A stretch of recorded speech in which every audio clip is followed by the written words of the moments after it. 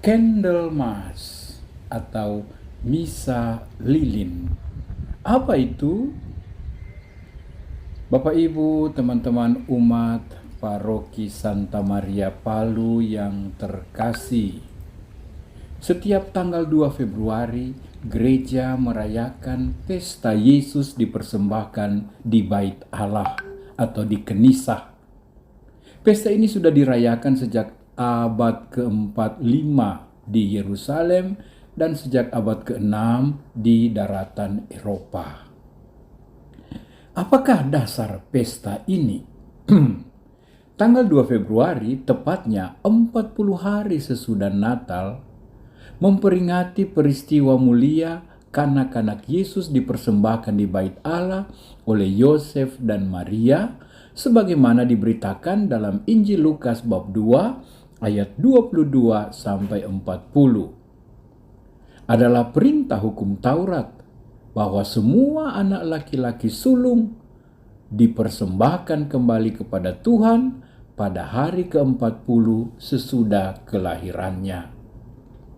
Ketika dipersembahkan di Bait Allah, Simeon yang digerakkan oleh Roh Kudus datang menyambut dan memeluk kanak-kanak Yesus sambil berkata, "Sekarang Tuhan, perkenankanlah hamba-Mu berpulang, sebab mataku telah melihat keselamatan yang daripada-Mu, yang telah Engkau sediakan di hadapan segala bangsa, yaitu terang yang menjadi pernyataan bagi bangsa-bangsa lain dan menjadi kemuliaan bagi umat-Mu Israel."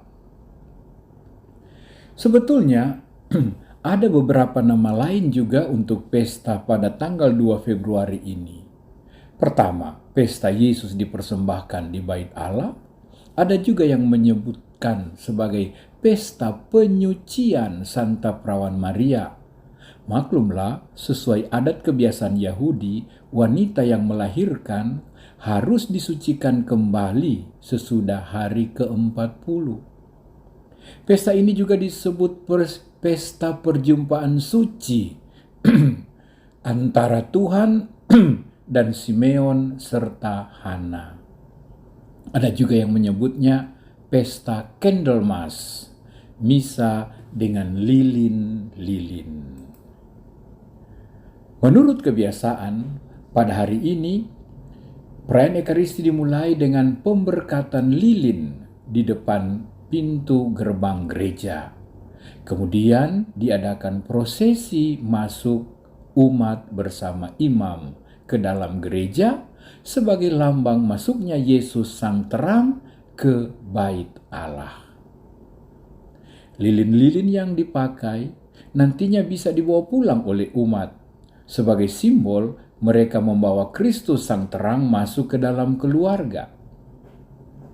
Sebagai simbol juga, mereka adalah lilin-lilin Kristus yang berada di keluarga, tapi juga untuk menerangi dunia dan masyarakat. Lilin-lilin ini selalu bisa dinyalakan pada kesempatan berdoa sepanjang tahun di rumah itu. Entah saat ada yang berulang tahun, ada ekaristi di rumah itu, entah ada yang sakit atau mengalami kedukaan, bahkan pada saat-saat doa pribadi anggota keluarga. Baiklah, dan perlulah hati-hati membedakan lilin yang sudah diberkati ini daripada lilin-lilin yang dinyalakan ketika listrik padam. Oh iya, mengapa memakai lilin? Hampir di semua budaya, khususnya agama, lilin dengan simbol terang yang dibawanya menjadi lambang Tuhan. Dalam Perjanjian Lama, Tuhan sendiri memerintahkan bangsa Israel untuk menyalakan pelita sebagai tanda kehadirannya di tengah umat. Bandingkan Imamat 24 ayat 14.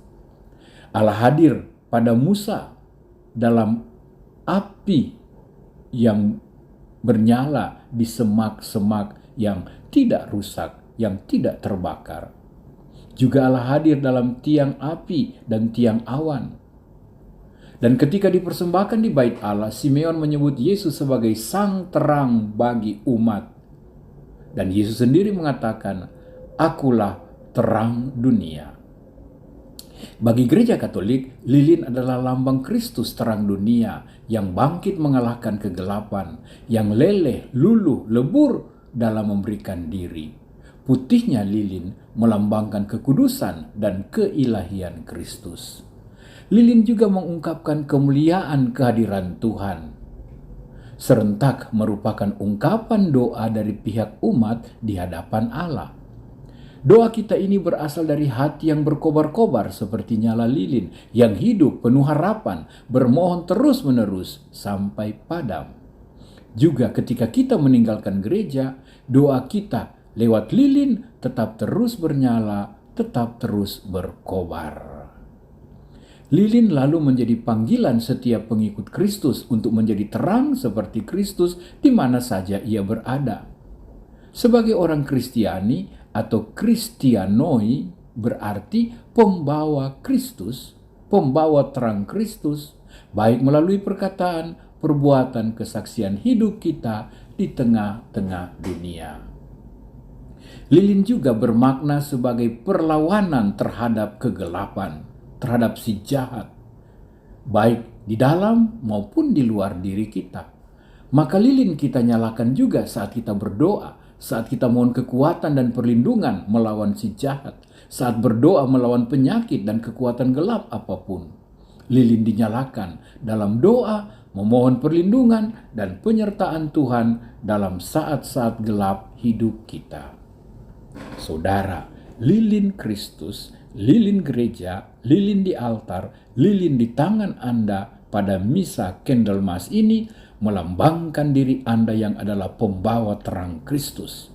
Sama seperti gereja dan rumah kita menjadi sangat indah jika bertaburan cahaya dari banyak lilin, demikian pula seharusnya rumah jiwa Anda. Yang lebih berharga dari sekedar gedung gereja itu harus diterangi dan dipenuhi cahaya, bersinar kebajikan spiritual yang indah jelita dalam kesatuan dengan api ilahi Tuhan. Seterang, secerah lampu-lampu nyala-nyala terang, demikianlah pikiran-pikiranmu, gerakan-gerakan hatimu bersinar dalam jiwamu, dalam hidupmu. Sendirian, nyala kita kecil dan rawan mati. Tapi bersama, apalagi dengan api Roh Kudus, api sang terang dunia dan sesama umat, kita takkan mudah padam dan terang kita semakin benderang. Adalah juga beberapa tradisi atau kebiasaan Katolik pada pesta Yesus dipersembahkan di Bait Allah ini yang dirayakan secara berbeda di aneka tempat. Misalnya di Roma, pada hari ini Paus merayakan misa bersama para imam dan biarawan-biarawati sambil berarak dengan lilin bernyala, sekaligus menjadi kesempatan mempersembahkan diri dan memperbaharui janji-janji penyerahan diri mereka sebagai mempelai Kristus.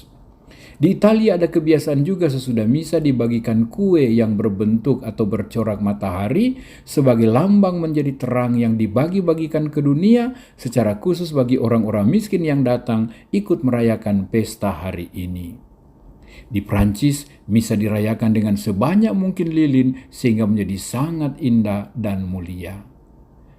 Di tempat lain ada kebiasaan memberkati para ibu yang sementara hamil agar dapat melahirkan dengan selamat sejahtera, juga bagi para ibu yang baru saja melahirkan, demi kelanjutan kesehatan ibu dan anak. Saudara-saudari umat paroki Santa Maria Palu, selamat merayakan pesta Yesus dipersembahkan di Bait Allah. Selamat merayakan Candlemas ini. Bawalah lilinmu, lilin keluargamu, dan jadikanlah juga dirimu lilin hidup, lilin Kristus. Ajaklah anggota keluargamu, sahabat kerabatmu, khususnya yang menurut Anda mungkin sekali belum pernah mengikuti Candlemas ini. Sampai jumpa pada misa Candlemas 2 Februari 2024. Tuhan memberkati kita semua.